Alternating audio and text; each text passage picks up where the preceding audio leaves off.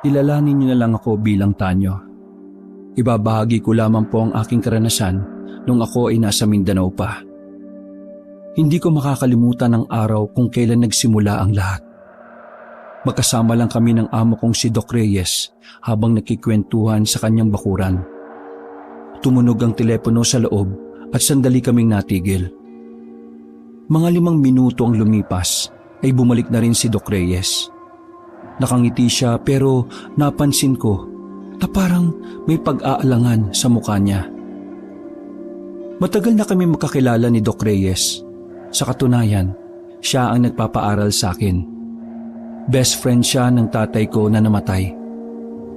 Wala na akong nanay kaya nang mawala ang tatay ko, kinupkop ako ni Doc Reyes. Mag-isa lang din kasi siya sa buhay. Kahit nasa edad 45 na, wala pa rin siyang napapangasawa. May mga naging nobya pero hindi rin nagtatagal. Nakakaapekto kasi talaga ang pagiging busy ni Doc Reyes. Volunteer doctor kasi siya. Nagpupunta siya sa iba't ibang barangay para check-upin ang mga residente. Madalas nga na mag-isa lang ako sa bahay. Lagi siyang wala dahil na rin sa sunod-sunod na tawag sa kanya.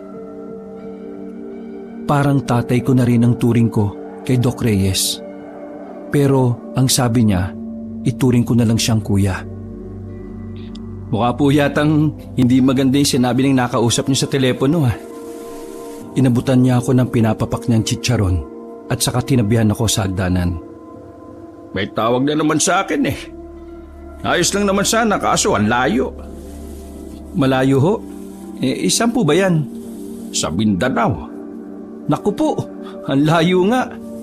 Hindi ako sanay nung ganong kalayo.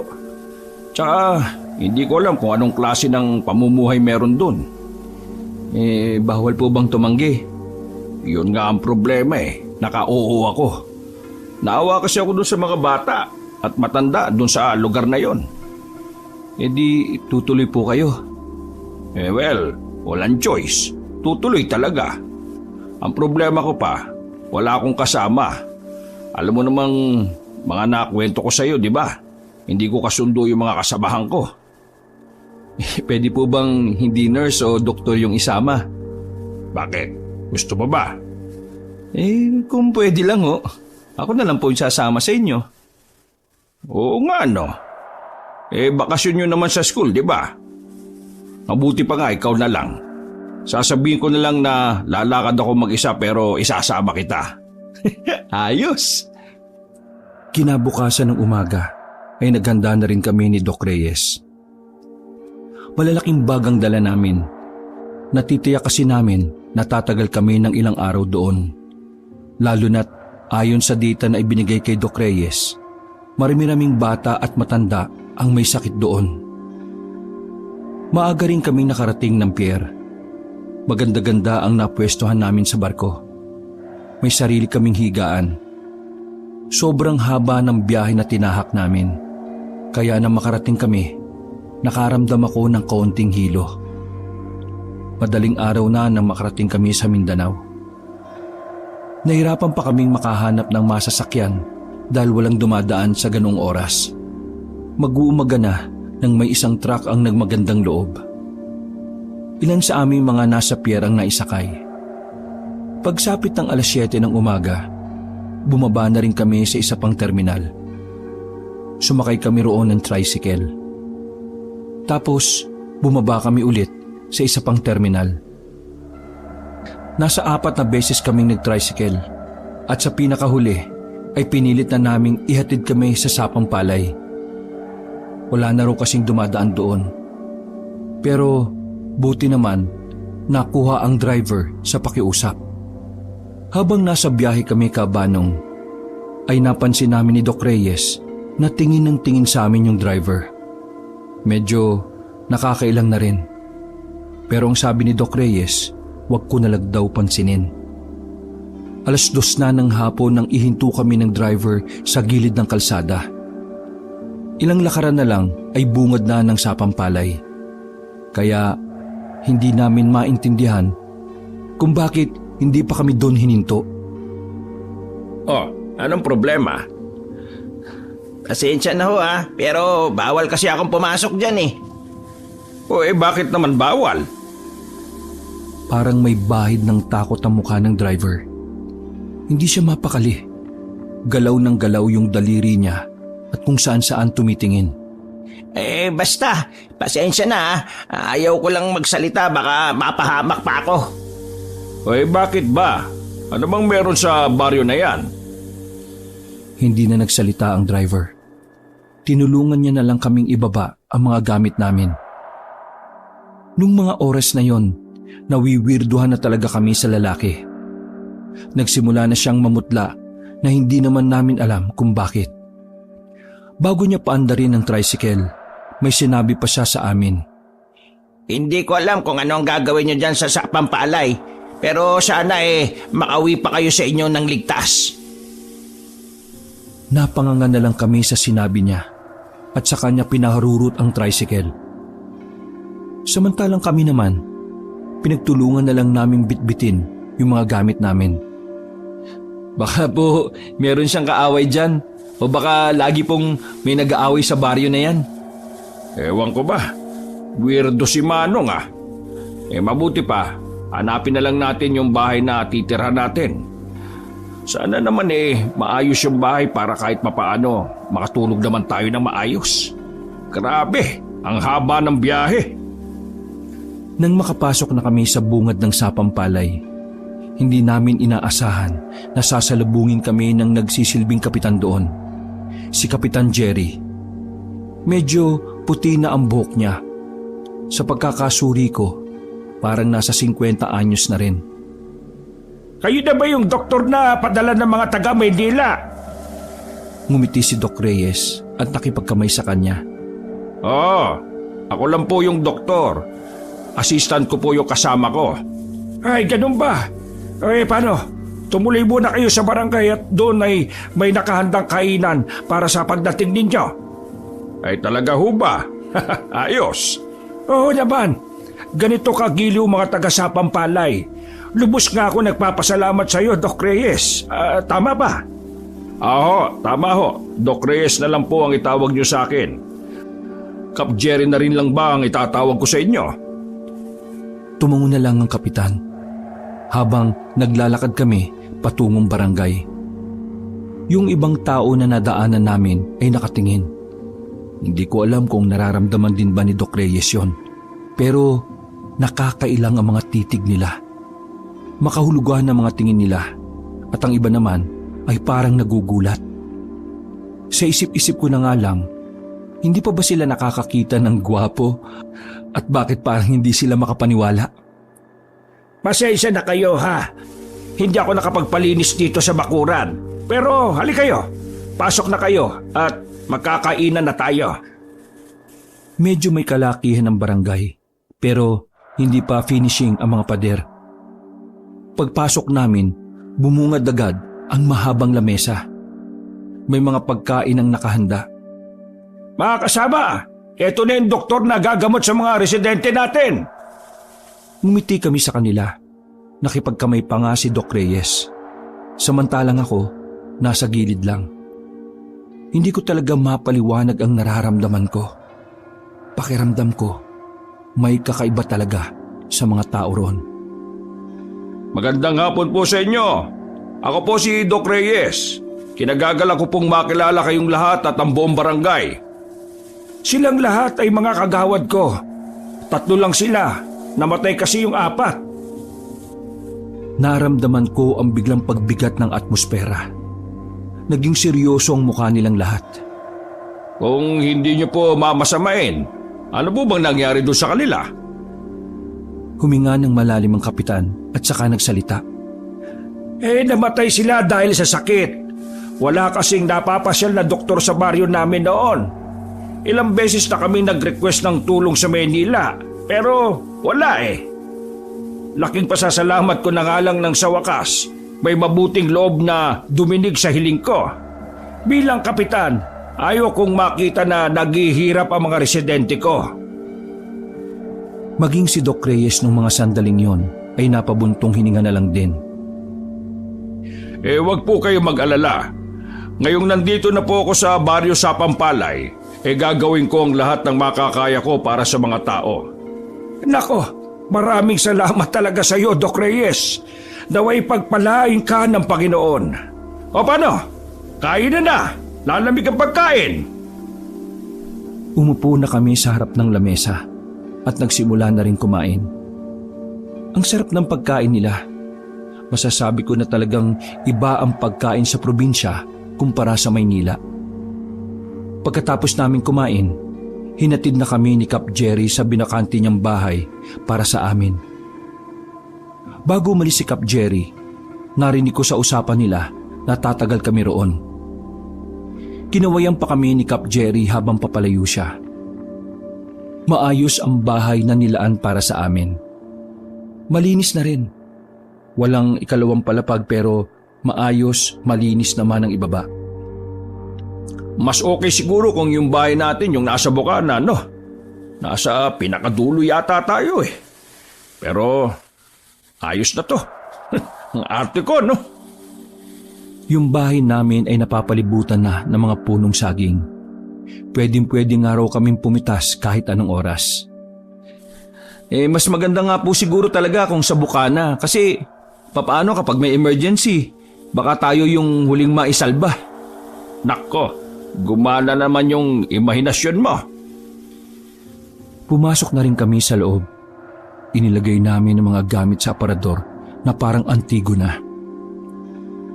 Ito lang ang kwarto, pero double deck ang higaan. Tanyo, matulog ka muna. Matutulog din muna ako. Wala tayong maayos na tulog sa biyahe eh. Gumising na lang tayo sa gabi at magluto ng makakain. Sige po, Doc. Sa ilalim nakahiga si Doc Reyes, habang ako naman ay nasa itaas. Ako ang mas nakakakita ng labas dahil sa bintana nakaharap ang higaan ko. Paghiga ko ay agad akong dinalo ng antok. Ang sarap ng tulog ko. Hindi ko na namalayan ang oras. Nang magising ako ay madilim na sa labas. Tumingin ako ng oras sa relo na nasa kamay ko. 9:09 na pala ng gabi. Nakalimutan kong mag-alarm ng 7:00. Sumilip ako sa bintana. Sobrang tahimik na sa labas. Habang si Doc Reyes ay masarap pa rin ang tulog. Mukhang hindi na kami makakapagluto nito. Nagugutom na ako. Nagalungkat ako sa bag na baka may natira pang pagkain. Pero wala na ako nakita. Nagdadalawang isip ako kung gigisingin ko pa si Doc Reyes. Nakakahiya dahil alam kong maaga siyang magsisimula kinabukasan. Bumaba na lang ako sa higaan. Pumunta ako sa maliit na sala. Tanging lamesa at 2 upuan lamang ang naroon. Kahit lutuan man lang ay wala. Paano nga pala kami magluluto? Wala palang kalan. Napapakamot pa ako sa ulo. Napalingon ako sa pintuan. Nakabukas yun ng bahagya. Nagtataka ako kasi ako ang nagsara nun bago kami matulog. Sigurado ako na naikawit ko yung pako sa butas para maisara yun ng maayos. Lumapit ako roon para sana isara na lang. Pero napatigil ako sa tapat ng pinto. Parang may nakita akong imahe ng tao sa labas. Hindi ko lang sigurado dahil madilim na. Binuksan ko ng malawak ang pinto. Sumilip ako sa labas. Pagtingin ko sa labas, kabanong, ay nagulat ako. May lalaking nakatayo roon at mukhang sa akin nakatingin. Sa takot ko ay agad kong isinara ang pinto. Dahan-dahan naman akong sumilip sa siwang sa bintana. Pagtingin ko sa labas, ay wala na roon yung lalaki. Ha? Sino kaya yun? Nakakatakot yun, ha? Nakahawak ako sa dibdib ko noon. Sobrang bilis ng tibok ng puso ko.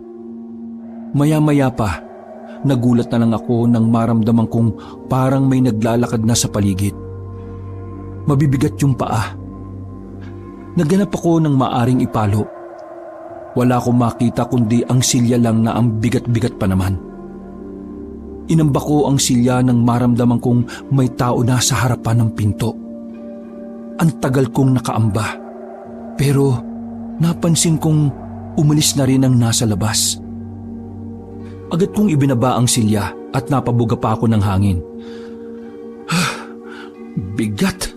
Pambihirang upuan niya, no? Sinubukan kong sumilip ulit sa pintuan, pero wala na ang lalaki. Bumalik na lang ako sa kwarto at nagsaklob ng kumot sa muka. Tiniis ko na lang ang gutom hanggang sa sumapit na ang umaga.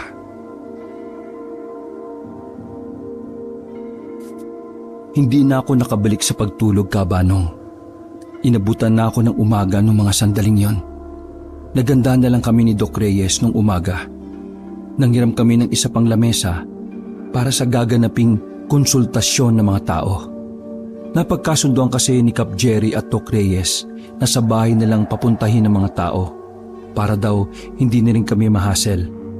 Ang kaso nga lang, mag-aalas 9 na ng umaga pero wala pa rin tao sa bakuran namin. Nung una inakala namin na baka walang alam ang mga residente na sa bahay gaganapin ang konsultasyon. Kaya naman inutusan ako ni Doc Reyes na pumunta ng barangay para ipaalam sa kapitan ang lagay ng sitwasyon. Napakamot na lamang sa ulo si Kapitan Jerry nang nagsabi ako sa kanya. Ay, pasaway talaga ang mga taong yan. Sila na nga ang pagagalingin, ayaw pa nila. Kita ko sa mukha ni Kapitan ang pagkadismaya na may halong inis. Kagawad Bon! Itipon mo nga yung mga tanod at roronda tayo. Aabisuhan natin ang mga residente. Tumugon naman ang pagsang-ayon ng kagawad na yon na nasa labas. Tinapik ako ni Cap Jerry sa balikat. Humingi siya sa akin ng paumanhin dahil sa nangyari. Maya-maya pa ay lumabas na rin ako. Nauna akong umalis dahil kailangan kong balikan si Doc Reyes. Habang naglalakad, napansin ko ang mga kabahayan na nakasarado. May mangilan-ngilan na sumisilip pero mga mata lang nila ang nakikita ko. Hindi ko alam kung ano ba talaga ang meron sa kanila.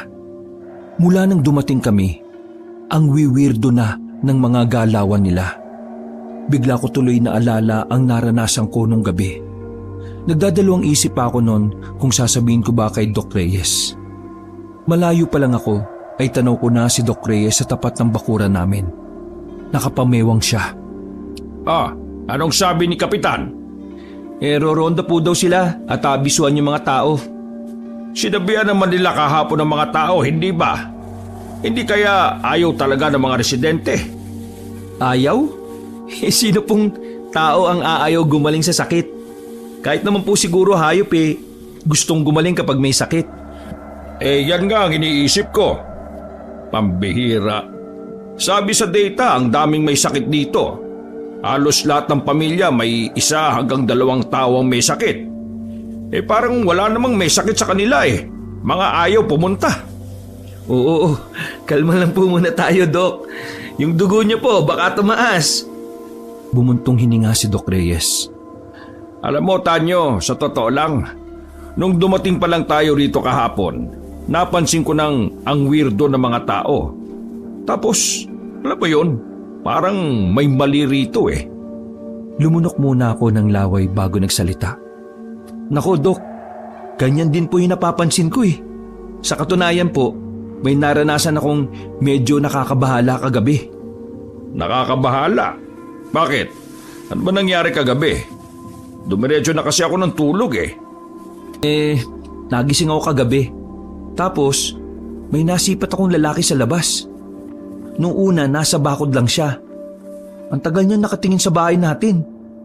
Tapos nang makaramdam na ako ng pagkailang, isinarado ko na yung pinto. Lumabas siya sa mismong harapan ng pinto pero maya-maya lang, nawala na rin siya. Ay nako, alarming nga yan.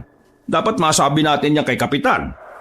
Natigil lang ang pag-uusap namin nang marinig namin si Kapitan Jerry na sumisigaw gamit ang megaphone. Galit na galit siyang nakikiusap sa mga tao pero ayaw pa ring lumabas ng bahay. Kahit ano pa mang sabihin ng kapitan, wala ni isa ang gustong tumugon sa kanya. Natanong kami ni Kapitan Jerry kung kaya't nilapitan niya na lamang kami. Pawis na ang kapitan at kita sa mukha niya ang matinding stress. Kaya po pala tumatagal ang sakit ng mga tao rito, Kapitan eh. Kasi parang ayaw naman nilang gumaling. Inaalagaan nila yung mga sakit nila. Ay, ewan ko nga ba sa mga taong yan. Kapag tinutulungan mo, ayaw. Kapag wag mong tulungan, may sasabihin din. Alam niyo, sa totoo lang, nung nakaraang taon may pinadalang gamot dito sa baryo. Galing yun sa isang pribadong sektor. Pero ang mga gamot na yun pinagtatatapon lang ng mga tao. Sinayang lang nila. Ay, tama si Kagawad Bon. Totoo yan. Akala nga namin kaya ayaw nila ng gamot dahil gusto nila ng doktor. Tapos ngayon may doktor, ayaw rin pala nila. Ay, pambihira naman talaga Naaawa ako sa mga bata Paano po kaya ang gagawin natin yan? Walang galang na po. Pero pwede po kayang tayo na lang po magpunta sa mga bahay-bahay? Napahawak sa baba si Kapitan Jerry at sandaling nag-isip. Pwede naman, para naman formal na makapagpakilala itong si Doc Reyes. Malay natin, baka mabighani sila sa gandang lalaki nitong taong ito. Tapos maisip na lang magpagamot. Ay, nako, hindi naman po masyado. Mga tanod, handa kayo ha? Magbabahay-bahay na lang tayo. Mahirap na at baka may magalit na naman. Mangulang ang mga tanod na kasama nila. O sige, kukunin lang po namin yung mga gamit. Tara, Tanyo. Pumasok kami sa loob ng bahay. Sinamantala ko na ang pagkakataong yon para sabihin ang nasa isip ko. Doc Reyes, napansin niyo ba yung isa sa mga tanod? Ha? Hindi. Bakit? Hindi ko po alam pero parang siya yung lalaking nakita ko kagabi dito sa bakuran. Napatigil si Doc Reyes at tumingin sa akin. Sigurado ka ba? Uy, masamang mambintang ha? Hindi po ako sigurado, Doc, pero iba yung pakiramdam ko O sige, obserbahan mo na lang. Kapag nakumpirma natin, isusumbong natin kay Kapitan Jerry. Sumang-ayon na lang ako at itinoon ko na lang ang atensyon sa gagawin naming pagbabahay-bahay. Sa unang bahay na napuntahan namin ay walang sumasagot. Nakailang beses na kaming katok ng katok. Paulit-ulit na rin kaming tumatawag sa kanila ni Kapitan. May tao naman sa loob pero hindi talaga nila kami pinapansin. Magandang umaga ho! Ako po si Doc Reyes mula sa Maynila. Nandito po ako para tulungan po kayong gumaling sa mga sakit ninyo. Kung maaari lang po pagbuksan niyo po kami ng pinto para masimulan na po natin yung konsultasyon at malaman natin kung paano namin kayo gagamutin. Tila may dumaang anghel matapos magsalita ni Doc Reyes.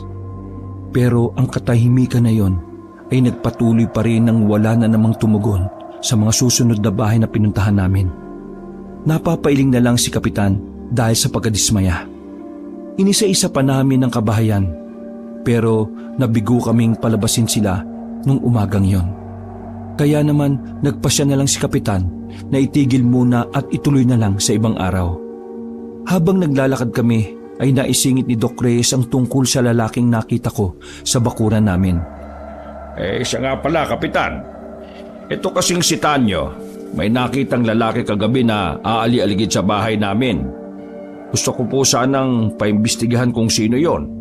Baka po kasi may masamang balak Napatigil si Kapitan Jerry sa paglalakad at seryosong tumingin sa akin. Isang lalaki ba ka mo? Opo, may katangkaran siya. Hindi ko nga lang po gaanong nakita yung muka pero yung tindig niya parang nakikilala ko. Nakatingin pa ako sa isang tanod na hindi na makatingin ng tuwid sa akin. Baka yan yung baliw na pagala-gala rito minsan. May baliw kasi rito na napadpad. Ilang beses namin pinapaalis yun pero nabalik pa rin di bale, kapag may napadaan mga pulis dito sa Sapang Palay ipapadampot ko na lang yon. Nako, maraming salamat po. Paano? Dito muna kami sa barangay. Mamayang gabi pumunta ka rito, Doc Jerry. Pag-usapan natin kung ano ang gagawin natin sa mga taong ito. Sige ho. Maraming salamat po ulit. Tumango na lamang si Mang Jerry at saka pumasok na rin sila ng barangay. Sinulyapan ko pa ng tingin ng isang tanod. Mabilis niyang iniwas sa mga mata niya. Tara, sa bahay muna tayo. Kung ano-anong bagay na lang ang ginagawa namin ni Doc Reyes sa mga oras na yon. Nilinis namin ang paligid. Inayos namin ang pagkakahilera ng mga paso sa bakuran. Pagkatapos, sandali akong bumalik sa barangay para manghiram ng kalan. Kailangan na rin kasi naming magluto dahil pareho na kaming nagugutom ni Doc. Ako na lang po ang bibili ng lulutuin, Doc. Okay. Ayos lang ba yun sa iyo? Mag-isa ka lang. May chinecheck kasi ako sa data eh. Ayos lang po, Doc. Wala pong problema. O sige, basta sabi ni Kapitan, paglabas mo rito sa Sapampalay, kakanan ka. Yung pabalik na dinaanan natin, lakarin mo lang daw yon at may makikita ka ng palengke. Kaso, hindi ko lang alam kung malayo o malapit. Ayos lang, Doc. Maaga pa naman eh. Tsaka, safe naman yatang maglakad sa labas. Ay sige, mag-iingat ka. Dala-dala ang isang bayong ay lumabas na rin ako ng bahay. Habang tinataha ko ang daan, ay nakita ko na namang nakasilip ang mga tao sa bintana nila. Takot na takot ang mukha ng karamihan sa kanila. Bagay na lalo kong pinagtataka. Karamihan sa kanila ay namamayat na. Halatang halata na may iniinda silang sakit. Ano kayong problema ng mga taong ito?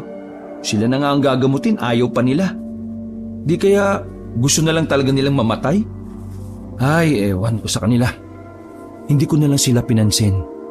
Pinuntahan ko na lang ang sinasabing palengke ni Doc Reyes. Mga nasa 15 minutong lakaran lang naman mula sa Sapampalay. Pagdating ko roon ay walang gaanong tao. Pero kapansin-pansin na doon talaga ang pamilihan ng mga baryo. Halo-halo ang meron doon. Gulay, prutas, karne at mga isda. Habang pumipili ako ng karne, ay napansin ako ng isang ali. Puti na ang buhok nito, pero hindi pa naman katandaan. Iho, taga Manila ka ba? Nakatingin siya sa tatak ng damit ko na merong Manila na nakalagay. Ngumiti ako sa kanya at magaling na sumagot. Opo. Minsan lang may mapadpad na taga Manila sa lugar namin na ito. Yung mga kalapit kasi na bayo rito ay mga liblib na. Siya nga pala. Anong ginagawa mo rito? May pamilya ka ba? Saan baryo ka rito? Magiliw, San Rafael o Baryo Makisig? Sa Sapampalay po ako. Pagsabi kong yun, ay biglang nagulat ang ali. Nabitawan niya pa ang mga hawak-hawak niyang isda. Nagmamadaling lumapit ang ali sa akin at sinenyasan akong huwag maingay. Sapampalay ba ka mo? Seryoso ka bang bata ka? Tumango ako. Opo, bakit po ba? Bakit ka nandun? Sino kasama mo? Kasama ko po yung parang kuya ko na rin. Isang doktor volunteer. Siya ay tumutulong sa mga malalayong lugar. Balista kayo roon. Bakit po? Ikararating lang po namin kahapon. Bakas sa mukha ng ali ang kakaibang kaba. Ramdam ko ang pagkabahala niya base sa kanyang reaksyon at boses. Inilalagay niyo lang ang inyong sarili sa kapahabakan. Wala ba kayong alam sa baryo na yon at bakit basta na lang kayo pumasok doon? Nalilito po ako. Sabihin niyo na lang po kung ano yung problema sa baryong Sapampalay. Tumingin ng makahulugan ng ali sa akin. Ipangako mo sa akin na walang makakaalam sa sinabi ko sa iyo. Opo naman. Huminga ng malalim ang ali at saka mas lumapit pa ng bahagya. Yumuko ako kaunti para marinig ang ibinubulong niya. May mga aswang sa baryo ng Sapampalay. Nang marinig ko yun, ay agad akong kumalas at napatingin sa kanya ng diretsyo. Wala sa itsura ng ali ang gumagawa ng kwento. Nanginginig pa nga ang kamay niya pagkatapos sabihin yon. Ano po? Aswang? Tumango-tango lang ang ali. Nagmamadali akong umalis ng palengke matapos kong mabili ang mga rikado at karne. May kakaibang kilabot akong naramdaman kahit na hindi ko pa sigurado kung totoo ang sinabi ng Ali. Paulit-ulit na naglalaro sa utak ko ang salitang aswang. Naramdaman ko na lang na nagtatayuan na pala ang mga balahibo ko. Nang makarating ako sa bahay ay inilagay ko kagad ang mga pinamili ko sa lamesa. Napansin naman ni Doc Reyes na hindi ako mapakali sa isang tabi. Kaya naman agad niya akong hinawakan sa liig at tinanong kung may lagnat ako. Oh, ayos ka lang ba, Tanyo? Baka mamaya may sakit ka na rin. Umiling-iling ako. Kasi Doc, Oh, bakit? May problema ba? May nang ano ba sa'yo sa palengke? Susumbong natin kay Kapitan yan. Hindi Doc. Kasi may nakausap akong Ali sa palengke. Oh, tapos? Ang sabi niya, umalis na raw tayo dito sa baryo ng Sapampalay. Kasi, delikado. Kasi, may aswang daw dito. Nagsalubong ang kilay ni Doc Reyes. Umupo siya sa upuan at parang napapaisip. Ano? Aswang? Bakit po? May alam po ba kayo tungkol sa aswang? Bago tayo pumunta rito, isa sa mga kapwa ko doktor ang narinig kong may kausap na iba. Sabi niya rin, may aswang dito sa pupuntahan natin. Totoong may aswang pala dito. Hindi pa natin makukumpirma yan. Sa ngayon, wala pa naman kasi tayong nakikita o nararanasan man lang. Doc, paano po kung yung lalaking aali-aligid dito sa bahay natin isa palang aswang? Hindi nakapagsalita si Doc Reyes. Maging siya ay napag-isip din ng bagay na yon. Matapos ko siyang makita, bigla na lang siyang nawala Palagay ko, Doc, aswang yung isang yun Kung totoo nga na may aswang dito, pwedeng tama yung hinala mo. Kapag nagkataon isa pala sa mga tanod ni Kapitan, aswang. Parang gano'n na nga po. Kasi yung tanod doon, pakiramdam ko, siya talaga yung umaligid dito sa bahay natin Nako, delikado yan. Dapat mag-ingat pala tayo sa mga kinakausap natin. Bakit po, Doc? Naniniwala po ba kayo sa aswang? Tumayo si Doc Reyes at saka sinimulan na ang paghihiwa ng mga Ricardo. Nung buhay pa ang tatay mo, may karanasan kami sa aswang noong nasa Capiz kami. Totoo yan sila. Pero hindi ko lang alam sa ngayon kung meron pa. Sasabihin ba natin kay Kapitan? Wag na muna. Problemado pa yun sa mga residente rito. Mag-obserba na lang muna tayo sa paligid. Sinang-ayunan ko na lang din muna si Doc Reyes. Hininto na namin ang usapan na yon at nagsimula na lang kaming magluto. Nang sumapit ang tanghali, ay kumain na rin kami. Pagkatapos ay nagpatunaw lang kami sandali ng kinain. Dahil makulimlim naman noong mga sandaling yon, naisipan namin ni Doc Reyes na maglakad-lakad na lang muna sa labas. Baka sakali rin na meron kaming makausap kahit isa lang sa mga residente. Hindi pa kami gaanong nakakalayo. Meron na kaming nakitang lalaking nagwawali sa loob ng kanilang bakuran. Mapayat ang lalaki. Mukhang hindi na yung kumakain. Agad kaming lumapit doon. Sinubukan naming tawagin yung lalaki. Nung una ay tumingin lang siya sa amin. Pero kalaunan ay lumapit siya at tinanong kami. Sino ba kayo at bakit kayo nandito? Ako po yung doktor na mula sa Maynila. Nandito po ako kasi humingi ng tulong si Kapitan sa amin. Ang sabi niya, marami daw pong may sakit. Kaya naman, Oo, maraming may sakit dito. Pero wala kaming balak na magpagaling. Mas gugustuhin pa naming mamatay sa sakit kaysa magpagamot sa'yo. Ramdam ko ang gigil sa tinig ng lalaki. Para siyang galit.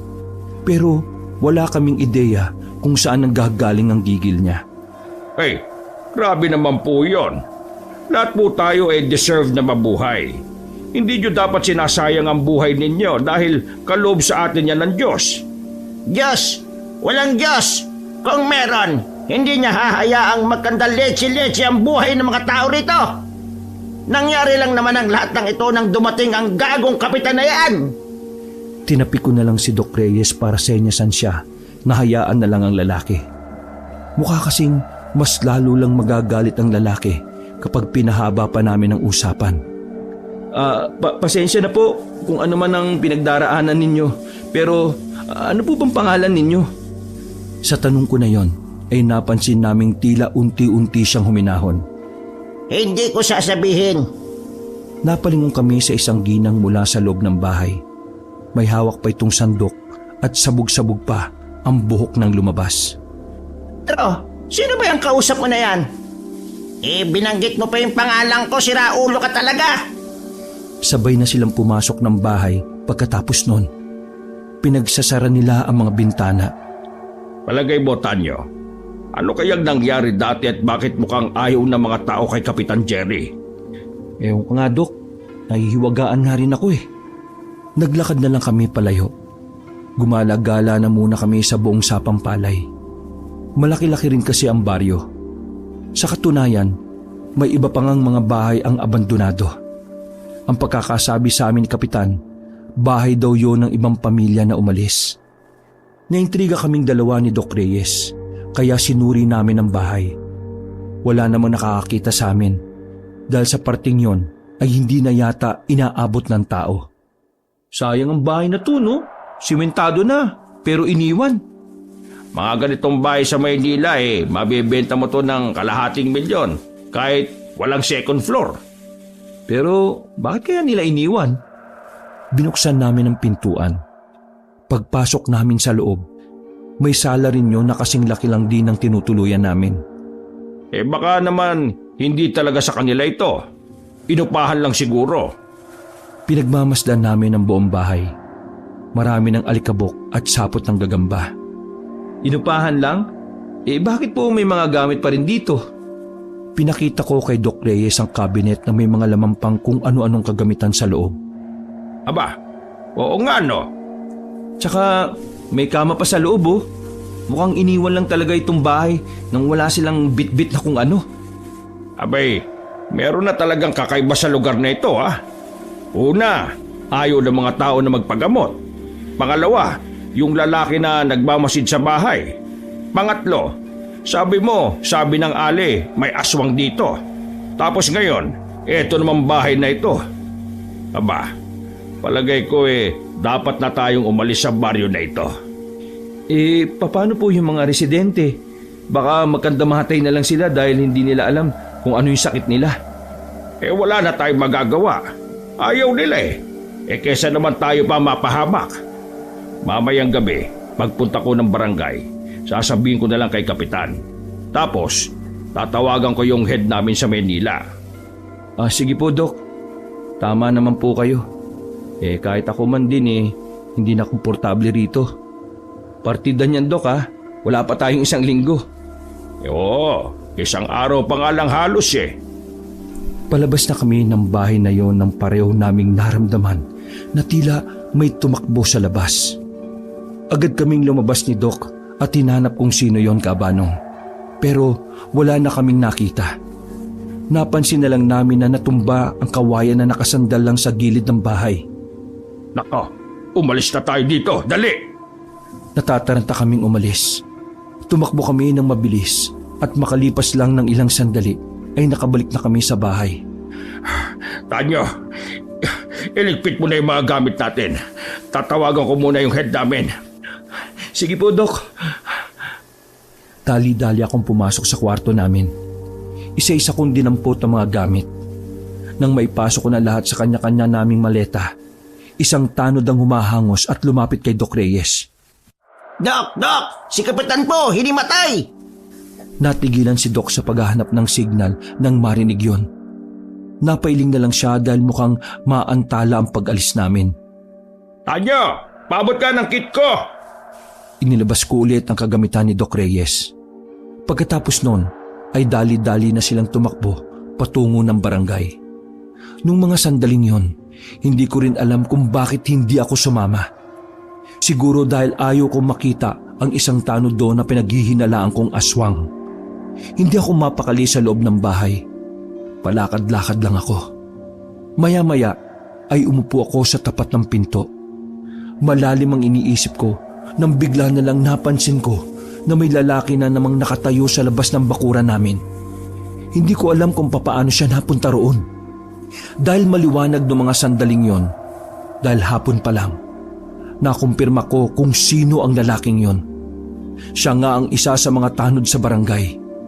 Kahit medyo natatakot at naiilang ako, ay nilapitan ko siya. Nakangiti pa siya sa akin pero nakakakilabot ang ngiting yon para sa akin. Ano hong ginagawa nyo? Bakit ka nakatingin sa bahay namin? Di ba tanod ka sa barangay? Ano nga ba ginagawa ng isang tanod? Di nagbabantay. Nandito ako para magbantay. Unang gabi pa lang namin dito, nakita na kita eh. Ano ba talagang pakay mo sa amin? Tsaka, ano ka ba? Ngumiti ang lalaki at nakita ko na naman ang mga sungki niyang ngipin. Sino ako?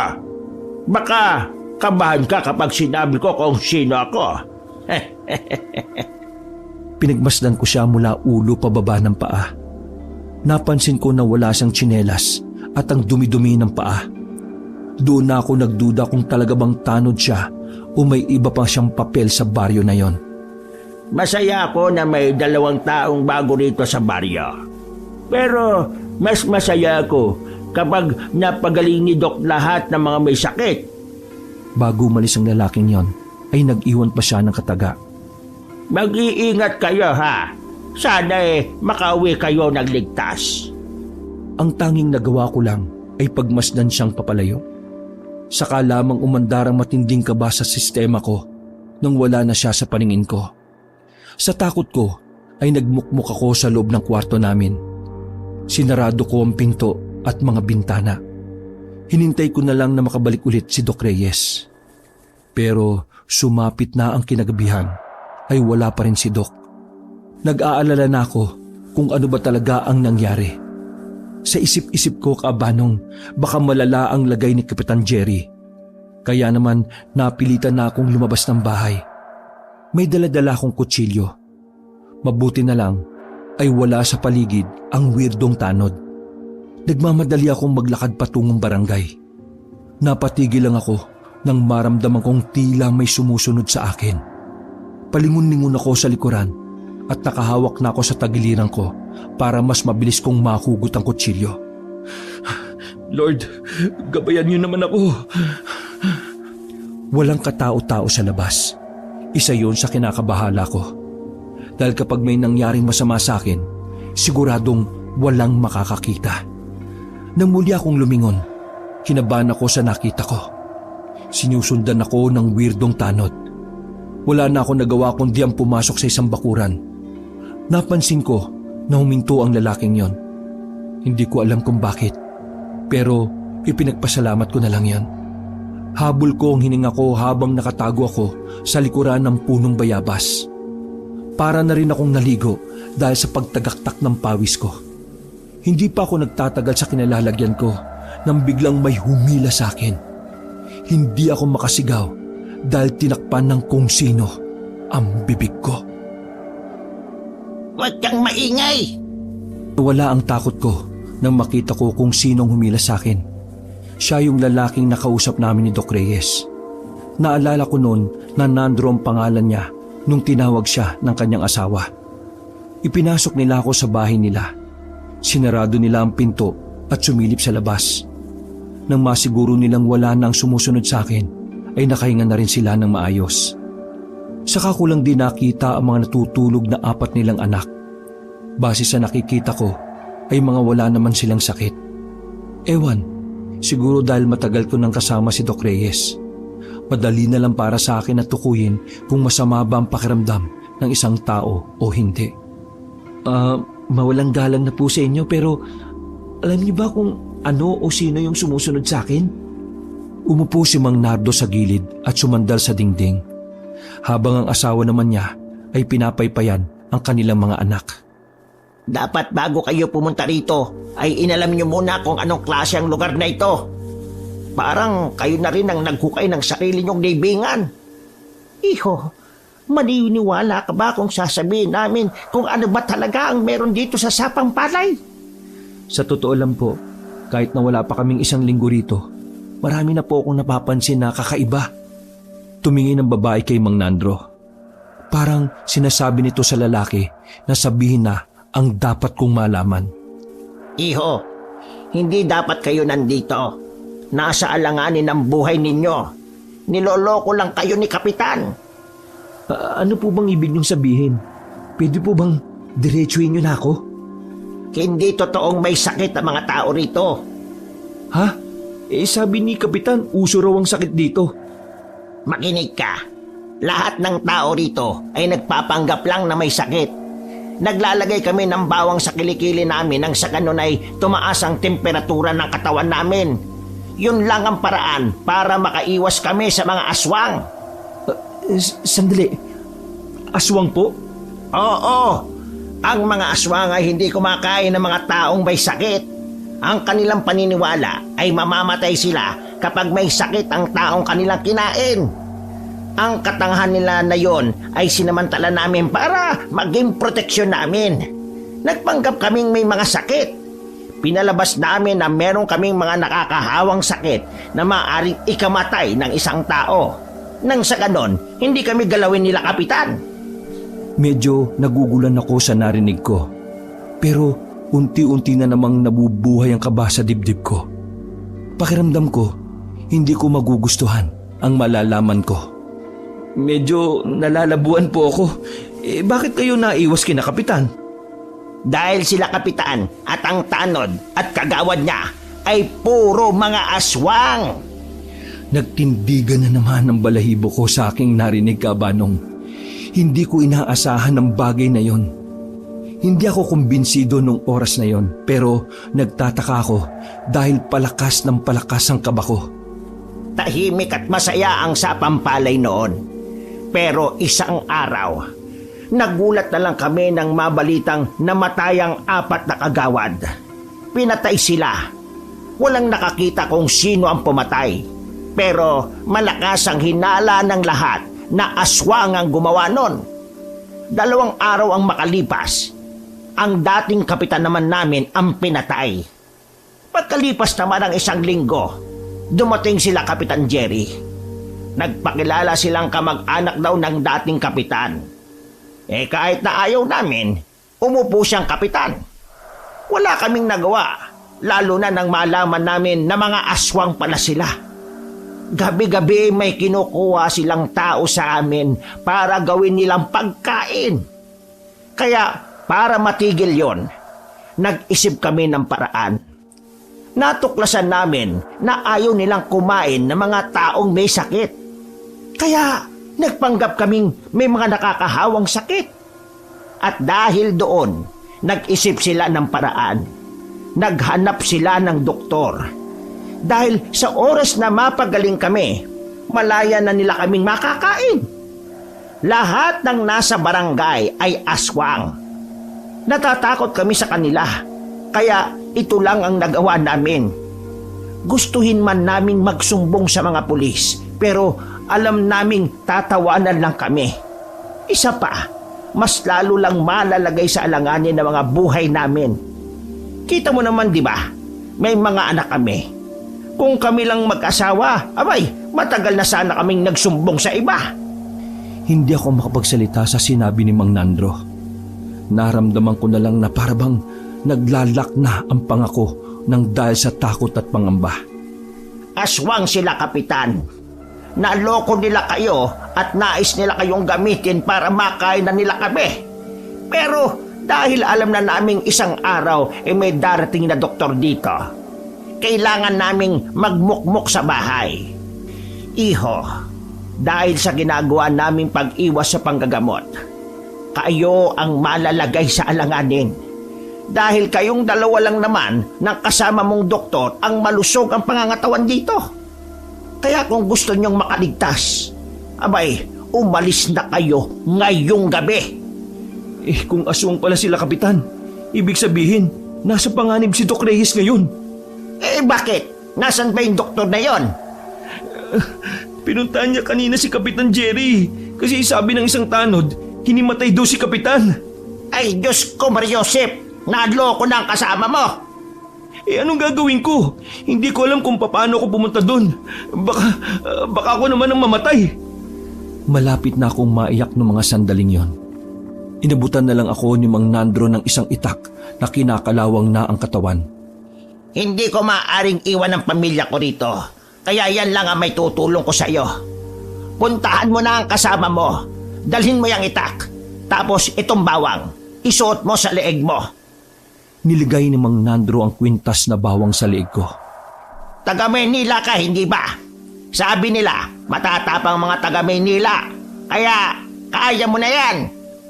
Sapilitan pa akong itinulak ni Mang Nandro palabas ng kanilang bahay. Sa ayaw ko man o sa gusto, kailangan ko ng maglakas ng loob. Buhay ni Doc Reyes ang nakataya roon. Nanginginig pa ang tuhod ko kabanong habang naglalakad sa daan. Kapag nakakita ko ng madilim na parte, ay nagiging tamang hinala ko. Pakiramdam ko, anumang oras ay may tatalon palapit sa akin. Pero dahil daladala ko ang itak at ang kwintas na bawang, kahit na papaano ay nagkakaroon ako ng tapang. Makalipas ang ilang minuto, natanaw ko na rin ang barangay. Gumilid na muna ako dahil nakita ko ang mga tanod sa harapan. Wala akong ibang madaraanan kundi sa likuran lang. Kaya nababahala pa ako kasi hindi ko sigurado kung ano ang daratnan ko roon. Kahit maraming halamanan na may tinik ay sumuot ako roon, makalapit lang sa barangay. Nang kakaunting metro na lang ang distansya ko sa likuran ng barangay, narinig kong may nag-uusap doon. 2 tanod na nakabantay rin sa parting yon. Kaunti na lang bilog na ang buwan. Hindi na ako makapaghintay. Gusto ko nang kumain. Tako, asa ka pang maahati ang kanila. Kay Kapitan at Kagawad Bon lang kulang na yung doktor na yun Eddie, hanapin na lang natin yung isa kasama ng doktor. Yun na lang yung sa atin. Di ba? Ganon din naman yung ginawa ni Molek. Siya yung punta ng punta ron sa bahay ng dalawa Ang galing mo! Magandang ideya yan! Tara! Pag-alis nila ay saka na ako lumabas sa pinagtataguan ko. Mga tanga, nandito ako no. Dahan-dahan akong naglakad palapit sa pintuan. Pagsilip ko sa siwang, nakita ko sa loob na masayang nakikipag-usap si Doc Reyes kay Kapitan. Nakahinga ako ng maluwag dahil mukhang ayos lang siya. Mas binuksan ko pa ng kaunti ang pinto. Nilusot ko ang ulo ko. Habang nakatalikod si Kapitan Jerry, sinadya kong magpakita kay Doc Reyes. Sinenyasan ko lang siya na lumapit sa akin. Nakuha naman niya kaagad ang ibig kong sabihin. Kap, saan ba yung banyo? Iihi lang sana ako. Diyan sa likuran. Kita mo yung pintong yan. Diyan, may banyo diyan sa likuran. Ay, salamat po. Sige, babalik din kagad ako. Ay, sige lang. Take your time. Nagmamadaling pumunta sa kinaroroonan ko si Doc Jerry. Hinila ko siya papunta sa maliit na banyo na naroon. Oh, bakit? May problema ba? Hindi na ako nagpaligoy-ligoy pa. Wala na akong panahon kaya diniretso ko na siya.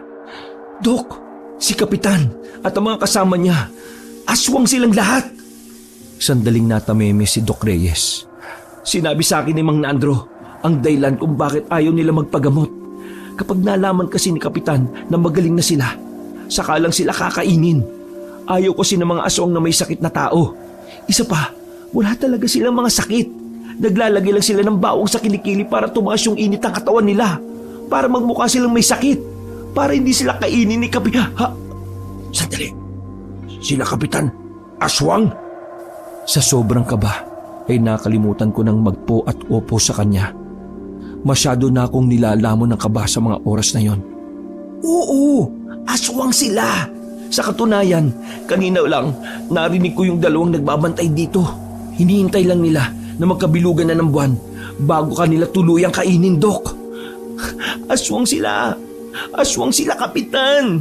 Niloko nila tayo. Mga aswang sila na pumatay din sa mga dating opisyal ng barangay na ito.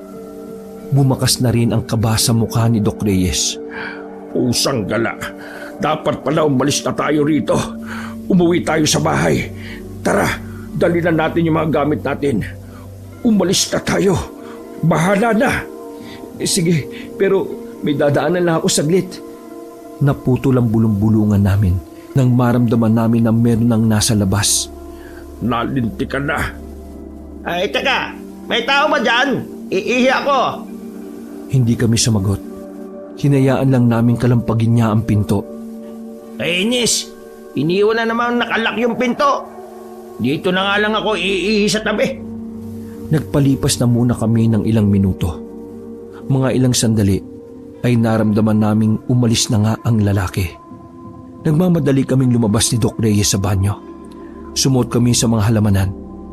Wala na kaming pakialam nun kung masugatan kami sa mga tinik.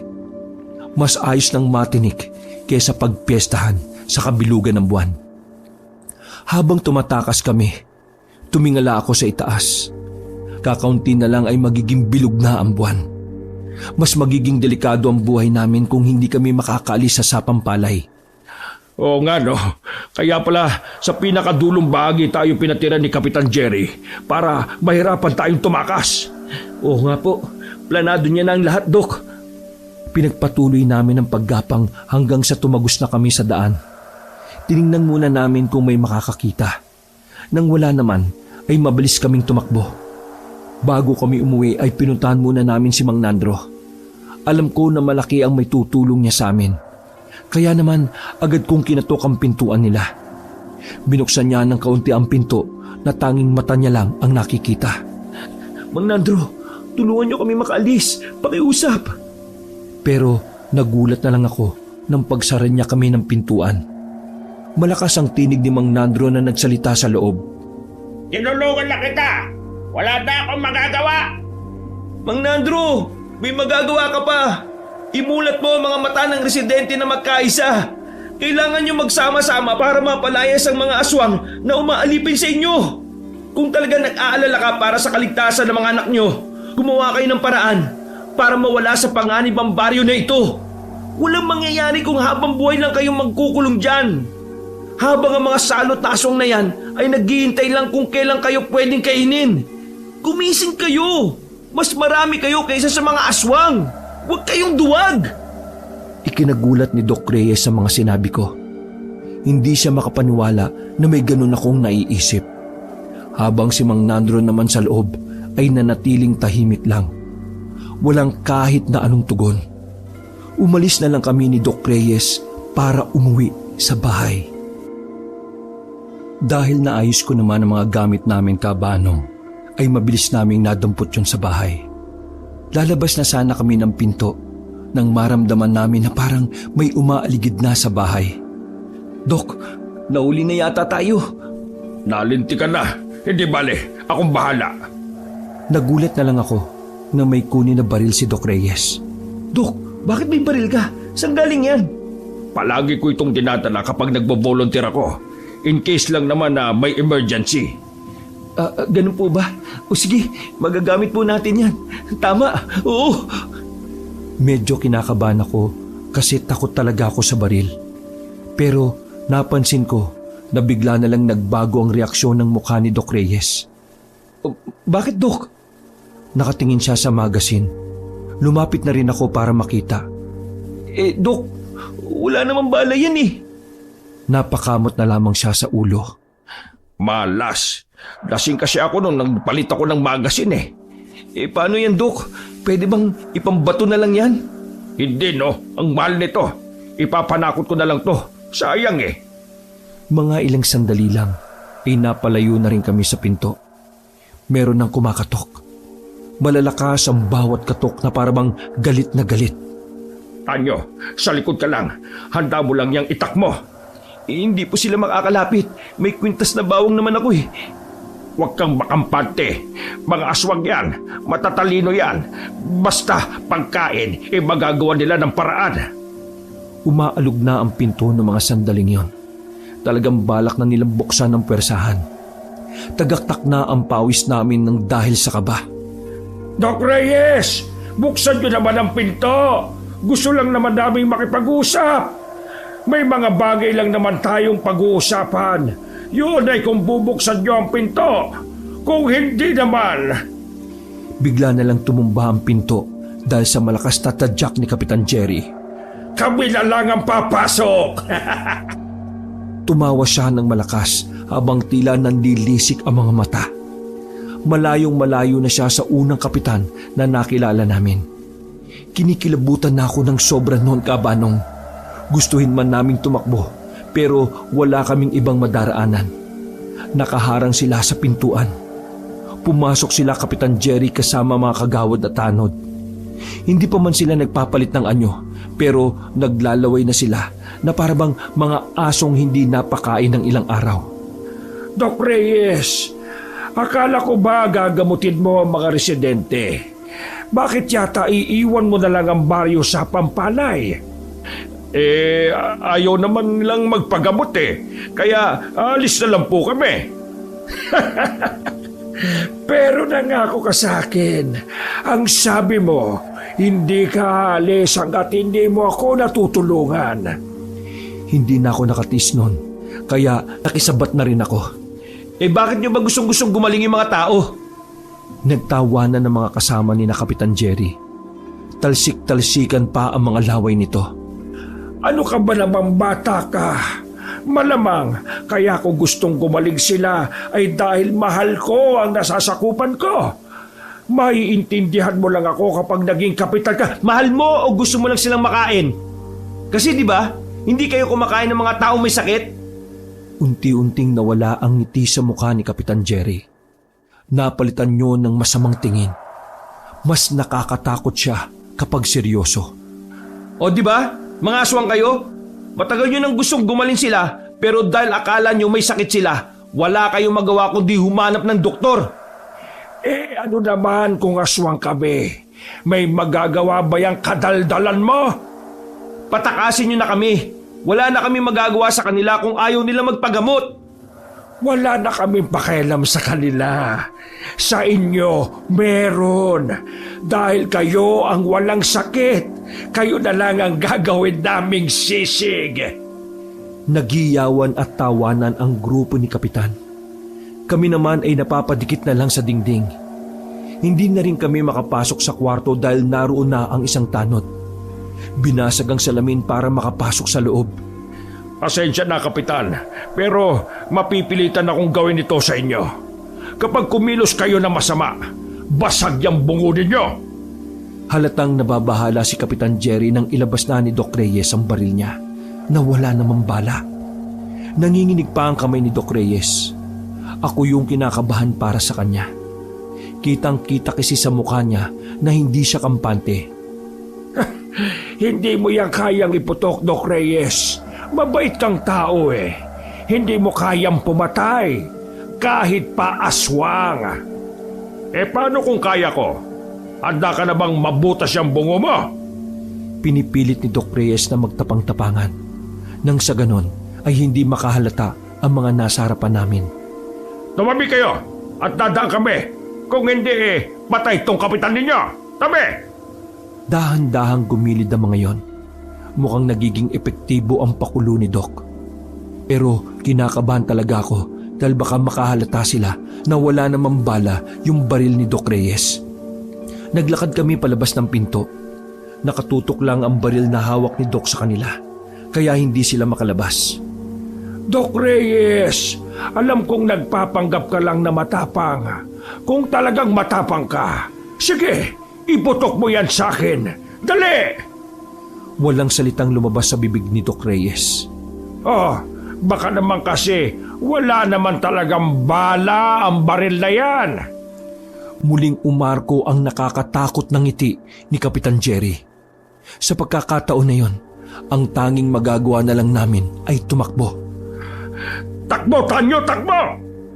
Wala kaming sinayang na pagkakataon. Tumakbo kagad kami.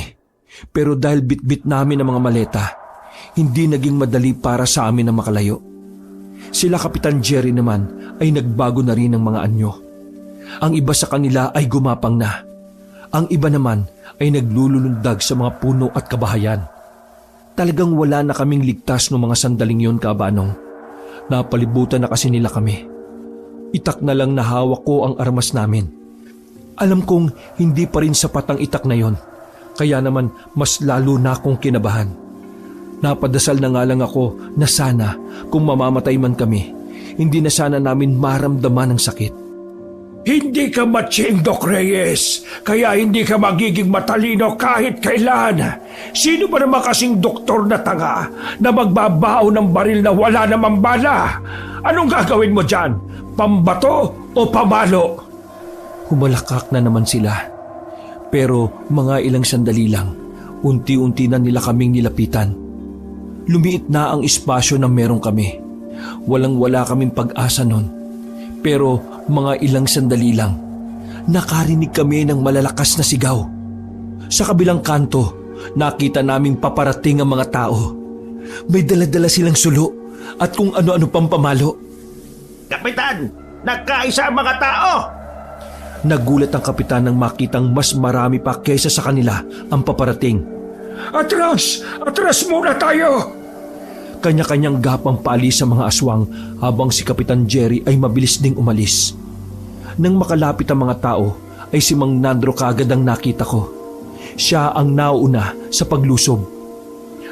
Mang Nandro! Pasensya ka na kanina, pero napagtanto ko na tama nga ang sinabi mo. Walang mangyayari kung magkukulong lang kami sa takot. Kaya heto, tinipon ko ang mga kalalakihan sa baryo na ito. Halos lahat sila. Katulad ng nasa pananaw mo. Wala talagang pinuno na mangunguna, kaya walang kumikilos. Kaya ito, ako na ang gumawa ng paraan. Maraming salamat sa iyo, bata. Kahit na nasa panganib kami noon, ay nakaramdam ako ng tuwa. Hindi ko inakala na magiging maganda ang epekto ng mga sinabi ko. Maraming salamat din po sa pagtulong ninyo sa amin. Proud ako sa iyo, Tanyo. Maganda ang ginawa mo. Tinapik pa ako ni Doc Reyes sa balikat. Mga kasama, hahabulin natin sila, Kapitan. Kailangan natin silang patayin para mabawi natin ang baryong ito. Sabay-sabay na sumang-ayon ng mga tao. Iho, kami na ang bahalang humabol sa kanila. Pero may gusto sana akong hinging pabor. Ano po yun? Totoong may sakit ang bunso kong anak. Ilang araw na. Pwede bang suriin mo siya, Doc? Sige po, pupuntahan po namin ang bahay ninyo. Maraming salamat. Mga kasama! Tanada! Mabilis namin binalikan ang bahay ni Mang Nandro. Naabutan namin ang asawa niya roon na si Aling Botya. Inaasikaso niya ang batang babae na bunso nila. Walang sinayang na pagkakataon si Doc Reyes. Inasikaso niya sa loob ang bata habang ako naman ay nasa tapat ng pinto.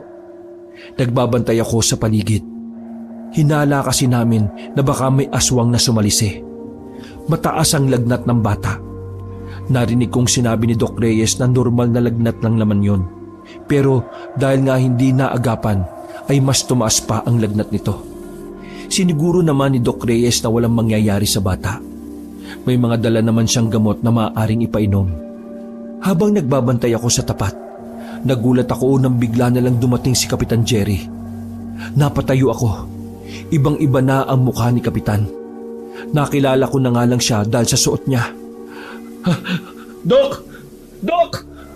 Tumakbo palapit sa akin si Doc Reyes. Anong problema? Nako, patay na! Tumayo sa harap namin ang aswang na si Kapitan Jerry. Naglalawa ang laway niya. Kitang-kita namin ang kinang ng laway niya kahit mahina ang ilaw sa labas. Pagbigyan niyo na ako. Gutom na ako. Ikaw, Doc. Ikaw na lang ang kakainin ko. Pakiusap, kakainin na kita. Nang akmang lalapit na si Kapitan Jerry, ay inago sa akin ni Doc Reyes ang itak. Tinaga niya si Kapitan. Pero dahil baliktad ang talim sa pagtaga niya, ay hindi naman nahiwa si Kapitan. Napatras lang ito ng bahagya. Diyos ko, baliktad pala. Hindi ba naturo sa ospital kung paano gumamit ng itak? Sarkastiko si Kapitan, pero ramdam ko ang pagnanais ng makain si Doc Reyes. Kaya naman kinuha ko ulit ang itak kay Doc. Nasa aktong tatagayin ko na si Kapitan nang magulat na lang ako dahil bigla siyang bumulagta.